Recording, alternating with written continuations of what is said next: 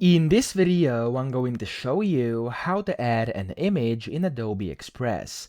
Now to do this, first you want to open your design. You want to go to top left here where it says add content and you want to click on media.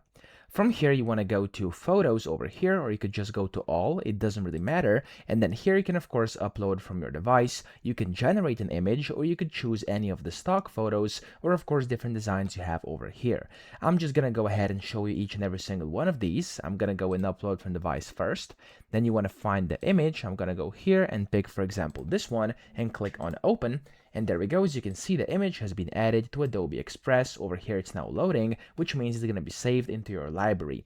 That's the first way to do it. The second one is to go to over here, media, and then generate image, or you could just go to generative AI over here. It's going to open the same thing.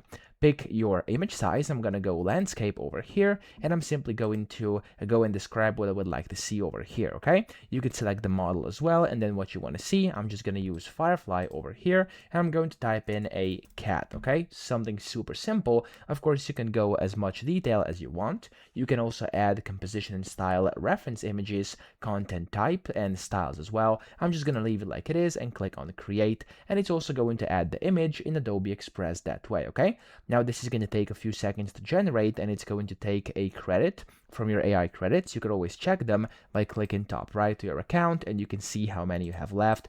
And there we go. We got an image of a cat over here, which I've added to my design. Now that's the second way.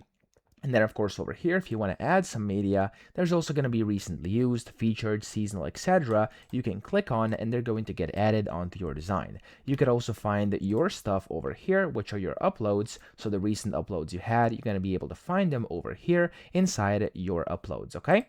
That's it. I hope this video helped you out. If it did, please subscribe to the channel and help me out as well.